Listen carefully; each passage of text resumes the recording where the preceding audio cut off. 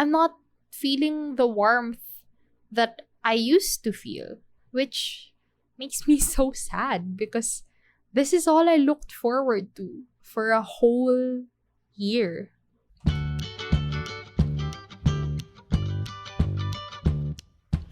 Good morning, good evening, and good day.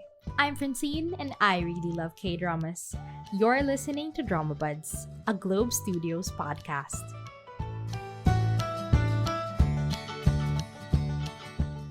So hello everyone. Welcome back to Dramabuds Season 2. We're here again.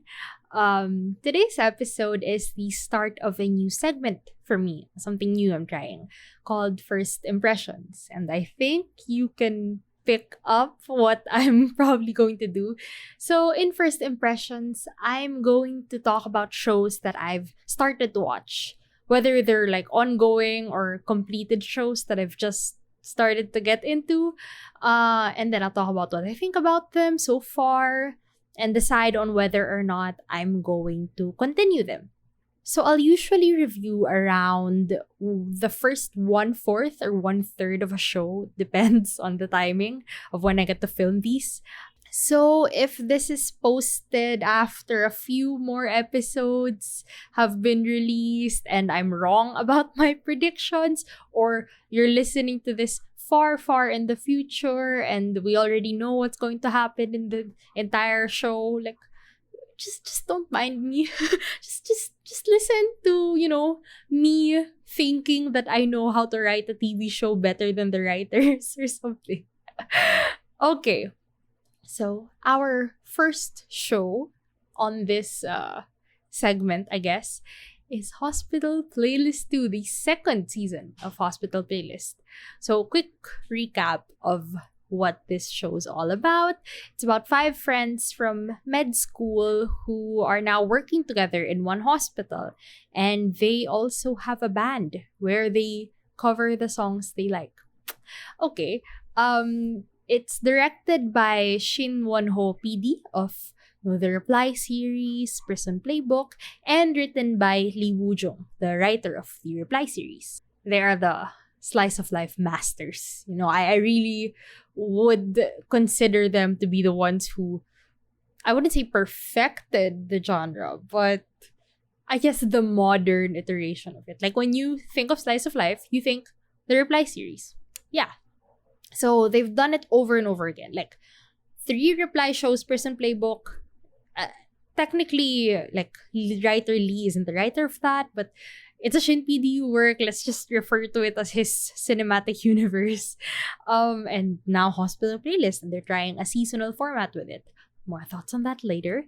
They've done it over and over again, and they've never failed to deliver, that warmth that's necessary in making people love these kinds of shows so much. I hope you've listened to my review episode from season 1. I think that's episode 8, where I also featured my best friend Louie, and we just talked about our feelings and also spoiled a bit of Reply 1988 and Prison Playbook, sorry. But yeah, I hope you've listened to that because I'm going to assume that you know how much I actually love Hospital Playlist Season 1. Because I love that show so much. For even more context of how much I love it, it's my starter K-drama. It's my gateway K-drama. It's the K-drama that started all of this. Okay, I talk a lot about like how important it is to have your starter K-drama, your gateway K-drama. The one that really makes you feel like, I want to explore more of this industry, more of this world. Like, I wonder why I didn't start watching K-dramas long ago if they had such good shows like these. In my entire life, I've never watched anything that made me feel the warmth that Hospital Playlist made me feel. For context, once again, before K-dramas, the Western shows that I liked tended to be sitcoms or comedies. Like, Parks and Recreation, The Office, Brooklyn Nine-Nine, Community, How I Met Your Mother, those kinds of shows. And they're, ensemble casts, groups of friends and all that. So I'm used to that setup. And yet I never felt this deep warmth and deep attachment to them. It's just like, okay, I find their shenanigans funny and their personalities are interesting, but they're like interesting characters, it didn't feel like this is really like a squad of people that I would want to be friends with, or I want to see more and more and more of their lives. In general, like, Hospital Playlist was so different from what I expected K-dramas to be like. Like, we all know that I don't like rom-coms. And before getting into the K-dramas, I thought all K-dramas were rom-coms or fantasies. And they had crazy plots and overacting and just cheesy stuff. And then, turns out slice of life is a genre. And it's a genre that I don't think is really explored in the Western media that I was exposed to. And up until now, slice of life is my genre. It's my jam. I will suffer through the dreadful day-to-day lives of people, of characters who I end up loving. Not just as individuals, but also as a group. Slice of life as genre is not for everyone. Definitely. It's not for everyone. Like, I'm so tired of hearing people say they found the Reply series boring or they found Hospital Playlist boring and think it's overrated. Like, yeah, you can. It's fine. It's fine. It's not for you, right? It's like, if you're not into just like sitting with characters and watching them eat and talk about their daily lives and no big bad is coming for them, no whatever plot is going on, like, it's fine. It's really not for everyone. But it's for me. It's for me. So aside from Hospital Playlist, after that, I ended up watching all of the Shin PD shows and getting into his whole cinematic universe with all the cameos here and there and the references to previous works and all that. I'm just into the Shin PD cinematic universe, okay? And then, coincidentally, I also ended up watching New Journey to the West, the Korean variety show directed by Na PD, Na Young-suk PD. And I also got into other Na PD variety shows. And if you didn't know, Na PD and Shin PD are like best friends. And their worlds overlap. The people they work with overlap. Shin PD posts everything on Na PD's YouTube channel. It's just crazy how these worlds have collided. And I seem to be, so lucky to have loved both of these worlds. After Hospital Playlist season 1 ended, they had like the live concert on Na PD's YouTube channel, and then they had behind the scenes episodes for the past how many weeks? Yeah, for essentially between season 1 and 2, every week there was more and more and more Hospital Playlist content. And then they had this like camping variety show of the main cast of Hospital Playlist on Na PD's YouTube channel. And they also played like some of Na PD's like famous games from New Journey to the West and all that. And it's like, gosh, isn't it such a lovely coincidence that I got into Hospital Playlist and then Shin PD shows and then Na PD variety shows, and it all came together like this? Isn't it just lovely? Like, what if I didn't get into Na PD's shows and then like, oh, there's behind the scenes content here, or there's this variety show thing of the main cast, yay, but then I thought his editing was weird, or his jokes were lame, or his games were stupid. Like, what if I didn't enjoy the content that was raining down from the heavens for the past year? I would be so sad, and I would not have loved this cast and this show as much as I do now. So, the world works in mysterious ways. All that to say, sorry for this whole like background on me, history of me and Shin PD and Na PD. Like, sorry for that whole detour, but all this to say, I was very excited for season 2. So before the premiere of season 2, I rewatched the first season. Just to remember what happened, to relive some of like the best moments of the show, and also to gain more appreciation for the parts that maybe I didn't pay so much attention to during my first few watches. Okay, so in yoga, when I used to do yoga classes before the pandemic, our teachers would often tell us to set intentions before we start our practice. It's like, offer your practice to your loved ones, to yourself. Take this time to connect with your body. What would you like to set as your intentions for today? Stuff like that. Okay. But, in a way, it kind of helped me become more mindful during the practice. And then in the end, they would tell us to go back to our intentions and just keep that in mind as we rested and continued our day.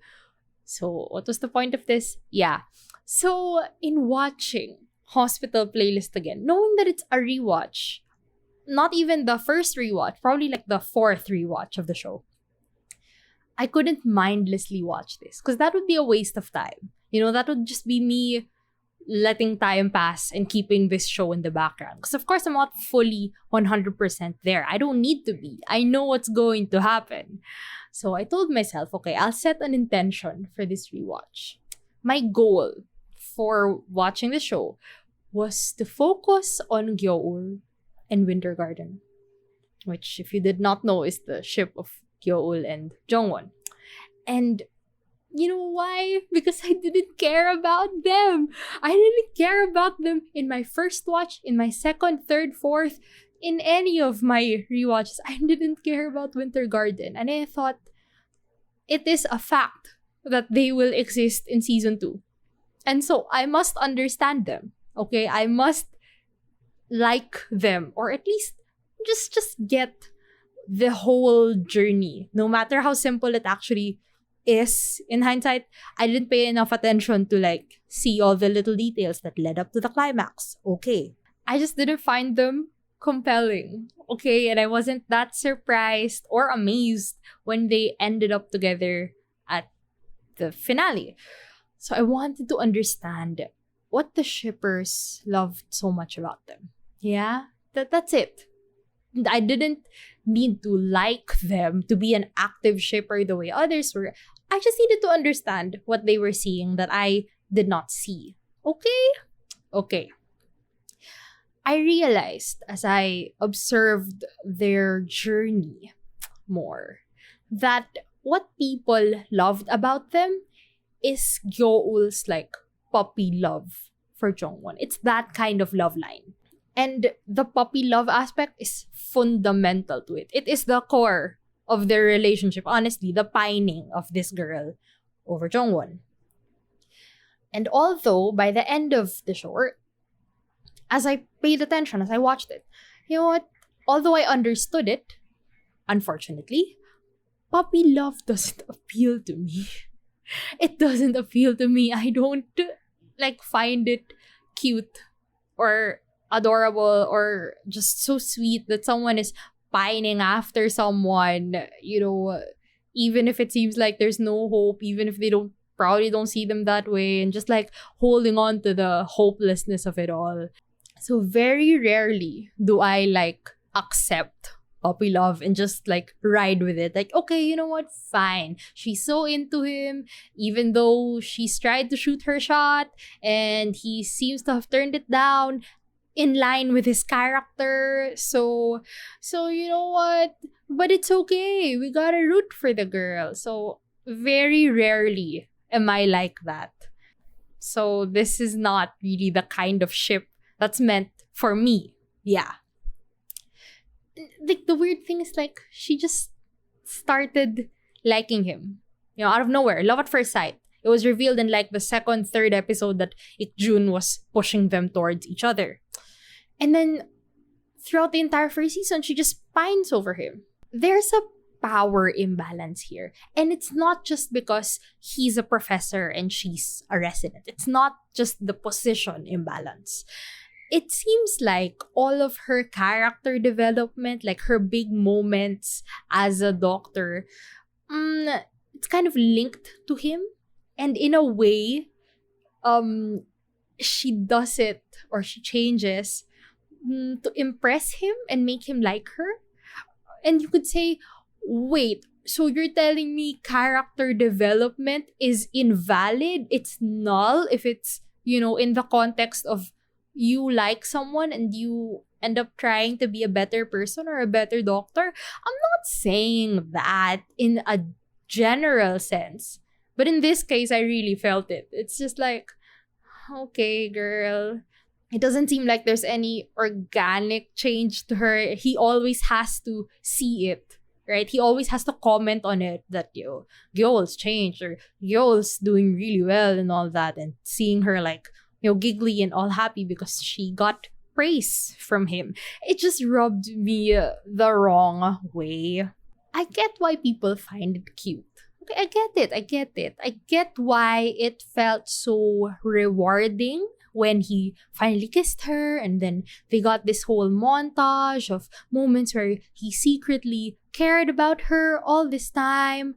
But it felt like it was just the journey and just the destination. Do you get me? Listen. It's all about ending up together and how they end up together. But after that, I cannot imagine a relationship. I only see the journey of getting a yes from him or getting a confirmation from him that he likes her too. But after that, I couldn't see it. I couldn't imagine a romantic relationship between these two because there wasn't even a personal relationship throughout the entire first season. It was really just Jongwon being very professional as her professor and keeping his distance, and her pining after him and all that. They weren't friends. They were not equals. And honestly, what did they have in common as characters to make this into a real relationship? All I see is like the attraction. But that's just getting the foot in the door. It's not even going all the way in. It seems like the only goal for this love line throughout the entire first season was for her to beat God, to overcome the Great Wall of Jesus, and get Jongwon to choose her. And I don't see this as anything deeper than dating. I just don't. Like, I spent the entire first season watching them, paying close attention to them, and I couldn't tell what in their personalities would really make this into a stable, lasting relationship. I think, fundamentally, that's why I couldn't get into them. I could understand why people like them. I could understand how people don't look so deeply into those things, and then they just see the chemistry and the cuteness of the girl pining after the guy, and okay, it's fine. In season 2, I'm just looking forward to how they handle the relationship after the happy ending. It's like, once again, getting the foot in the door is the happy ending. I don't know what's beyond that step. So, aside from Winter Garden, sorry for that whole rant, but yeah, that was my intention, to understand them. So, aside from them, there wasn't really anything that I wasn't too sold on. Like, I was okay with everything else that was going on. Through this rewatch, I developed an even deeper appreciation for my girl, Chu Minha, and for Do Jae-hak, the cardio resident. And they are now my absolute favorite residents. I really love their individual stories and their relationships with their mentors. And of course, I'm looking forward to Iksong. Of course I am. My sanity depends on Iksong Endgame. I feel like my identity, I based my identity off like Iksong Endgame. And if it doesn't happen, I'm going to be shattered. And now we move on to the pilot, like the most exciting day of my life. And that pilot emotionally devastated me. I was not okay. After that first episode, it was not a good look on me, the emotional devastation. Now that I am calmer, I'm okay. It's been a few weeks. I've recovered and the circumstances are kind of improving-ish maybe. I think it was just the emotional roller coaster, of extreme happiness after seeing these characters after over a year of waiting and all this love and attachment I had for these characters and this group of people, and then having it cruelly end with Kobe Kajima. Just Songhwa not even flat out rejecting Ikjun, but playing his, third person point of view confession and just not addressing it head on. And it was just so cruel and so painful after waiting over a year for her answer. I would have been okay if I didn't expect something good. Who doesn't want something good to happen for your ship, right? Like, if I were cautiously optimistic instead of, reckless and expectant and entitled, I felt like I was entitled to Exong Endgame. Like, did I not deserve this after all the theorizing and these beautiful moments between them and this entire story that we as a collective fandom created in our heads about how they should be and how it should happen? Did I not deserve to get the happiness? Did I not deserve to get my Exong Endgame? Looking at it now, after the pain subsided a bit, it made sense, right? Like, things weren't going to change immediately. And Songhwa's person is very much set in her ways. As happy as I would be, right, if she immediately said that she liked him back or accepted his roundabout confession, it wouldn't have made sense with her character, in the present, right, at that moment. And also from a TV show perspective, like, guys, this is episode 1 of a 12 episode season. We can't have the happy ending answer immediately. We have to have some conflict for the rest of the season to keep the plot-ish moving, right? It can't just end on a happy ending. No, sorry. It can't start with a happy ending. Okay, it's fine. I've rationalized it. I'm okay. Like, the wait, though, between episode 1 and episode 2, that week was torture for me. I haven't dreaded the next episode of a show since startup. And I'm sorry for bringing this show up. I apologize. I told you I wouldn't bring it up, but yeah, I haven't dreaded the next episode of a show this much since I watched Startup. Right? It's like in Startup, how much more can they hurt Ji Pyong this episode? What more could they take from him? Right? And in this case, it's like, how much more pain will Ikjun be going through? Ikjun, who will probably be, super gracious and act like nothing happened. And, even when he got cheated on by his wife and she asked for a divorce, even after all of that, he still came out of it as the same, bubbly, cheerful extrovert that he is. Just, I don't know how he does it, but I know that after this rejection, he's going to be quote-unquote fine. But will you really be fine, Ikjun? Are you okay, Ikjun? Gosh. In other news, sorry, let's just ignore all my Iksong pain for a while. So in other news, I also found myself kind of invested in Gom Gom's love line, Chu Minha and Seokhyung. Even if I don't fully understand Minha's thing with him, you know what? I love her. I love Chu Minha. And if she says that this will make her happy, go girl. You go for what you want. You do everything you want and I will root for you. She's also like way more proactive about it. And it doesn't feel like she's just pining after him. It's more like she's pursuing him, you know. She is wooing him. And you know what? I support you, girl. It's so funny. This entire questionable love line is just so funny considering like Seokhyung's personality as a loner. but you can actually see little hints of him kind of being receptive to her friendliness. So, yay, Chu Minha, you go. Chu Minha, do everything you want, Chu Minha. So, aside from that, what else happened? Winter Garden. I was waiting to see how their love line would develop, and yeah, they're a fluff couple. What did we expect? Okay.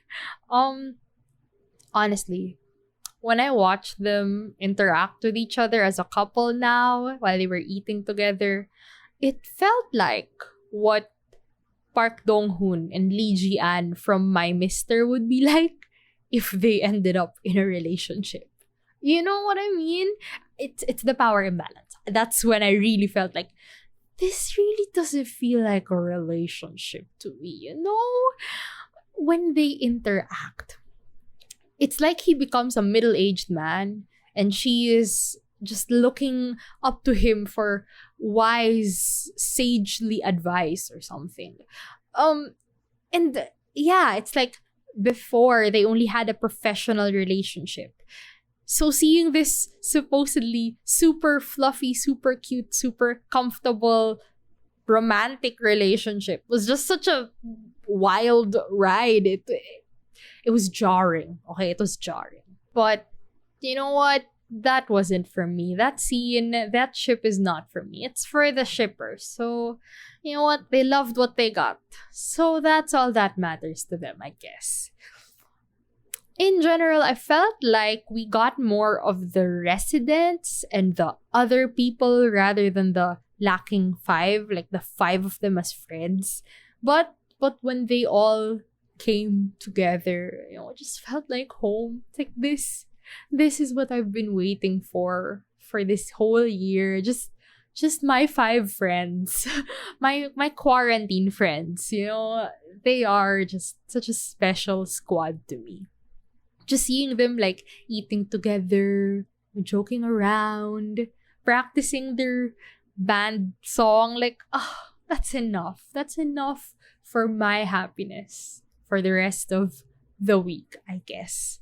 They are the core of this show. The relationship of these five characters, it's the core of this show.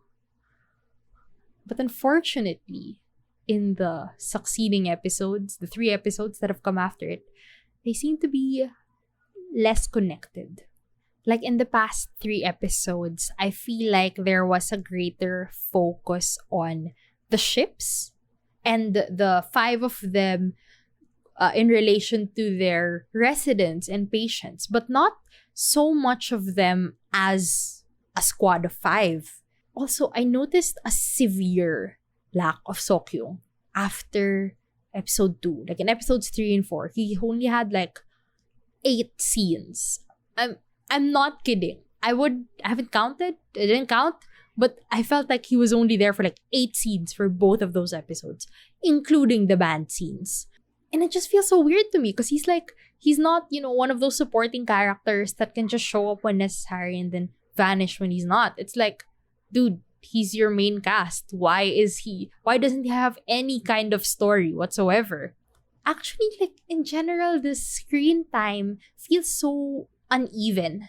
Like some of the lacking 5 don't have an active case in this episode, so it feels like they're just floating around waiting for screen time with their ship or with some other people briefly consulting with some patients, and then those patients don't have any follow through. They just kind of show up and then they vanish, instead of like at the start of the episode we meet a patient with a certain case, and then throughout the episode their stuff develops, and then by the end of it something is resolved or whatever.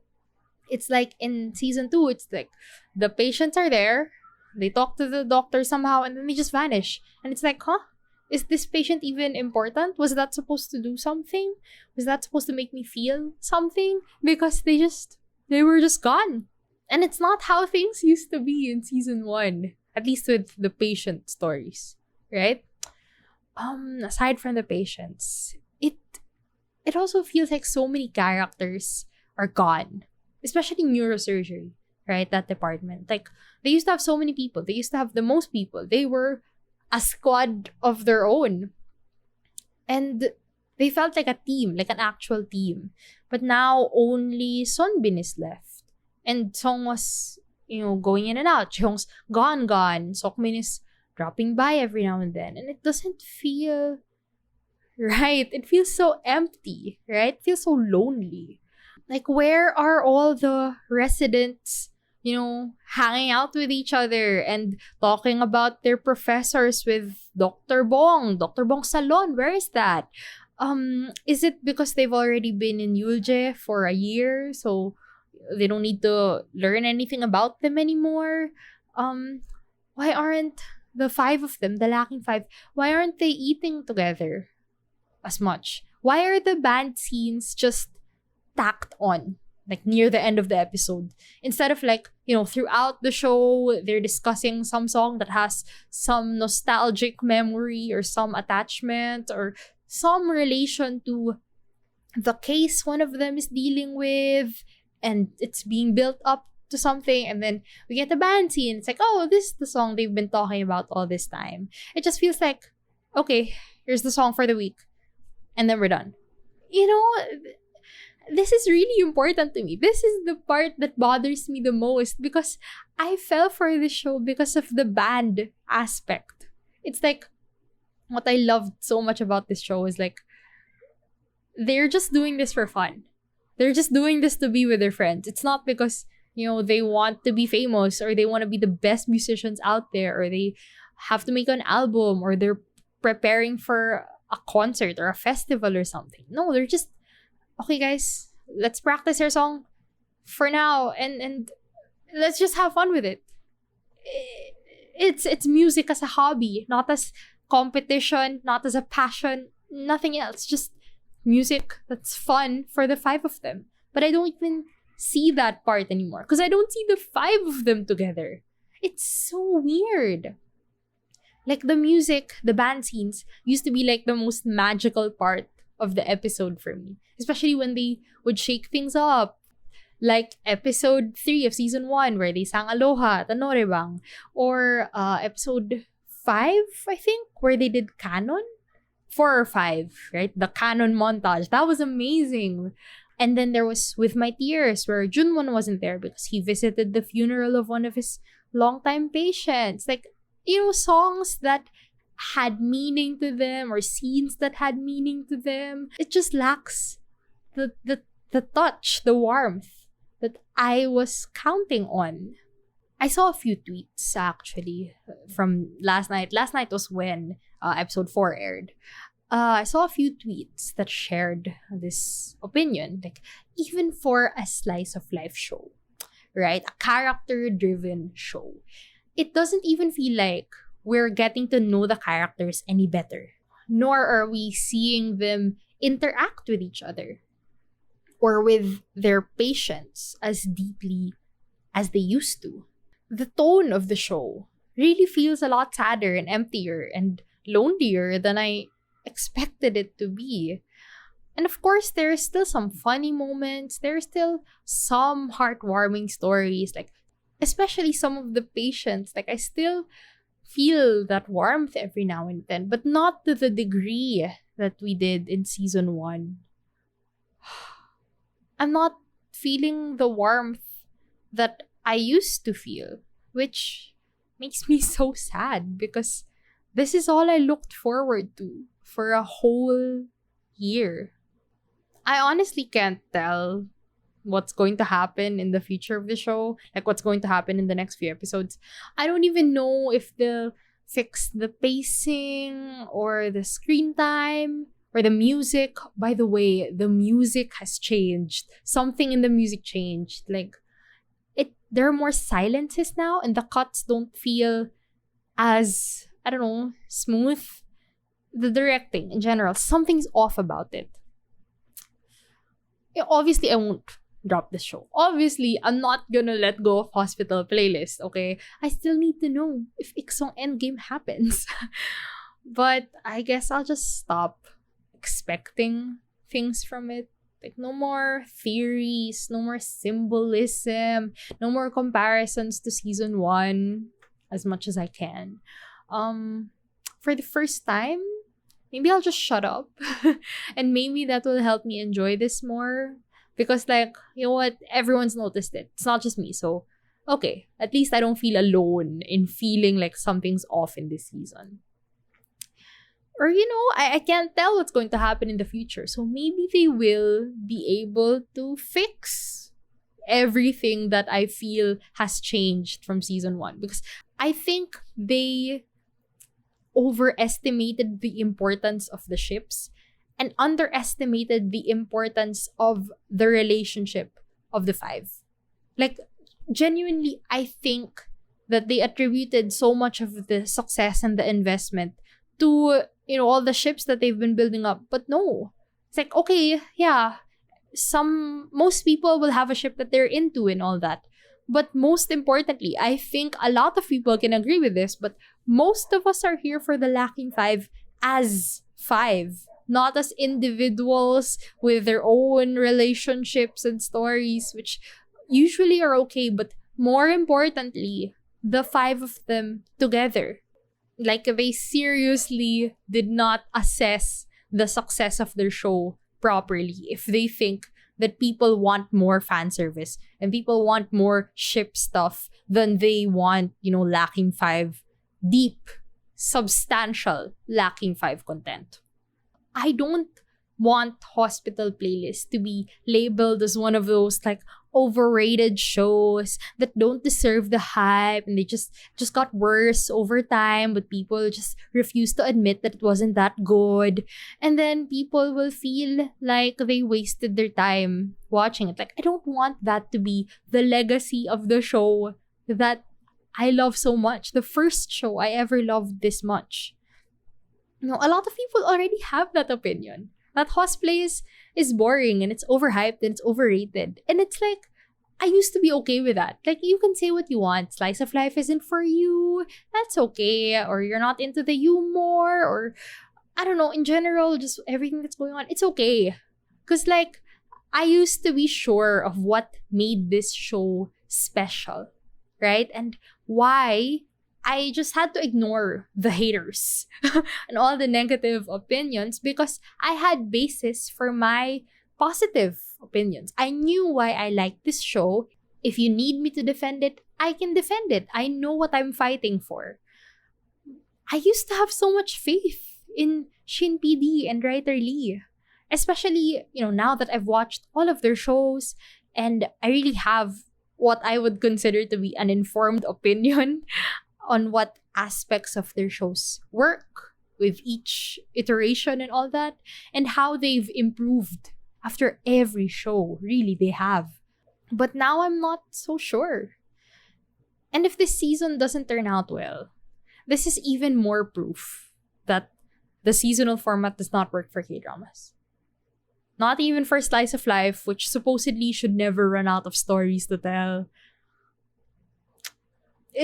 It just doesn't work. But we'll see. So that's it for me today. This was sad. This was a sad episode. I didn't think I would have a negative review on a show that I loved so much. But here we are. Once again, we don't know how the future episodes will turn out, and it could get better and they could bring back the magic of season 1. Or it could get worse and I'll just ignore season 2 and imagine that this ended after one season. All I know is that I won't drop it because I love these characters and this cast and the Shinli nappy cinematic universe.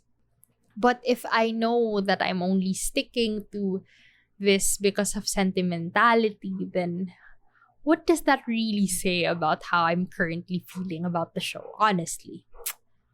But anyway, let's not end this on a sad note. Let's bring the energy back up. I hope people still stick to it. Like, in Shin PD we trust, and the things will improve. Or maybe they're just like holding on to the good stuff for the latter half of the season. It's okay. Let's stay strong, okay? I'll revisit this show when it ends and we'll see if my opinions change. Because there's still hope. We still have 8 more episodes, guys. 8 more weeks. Let's hold on.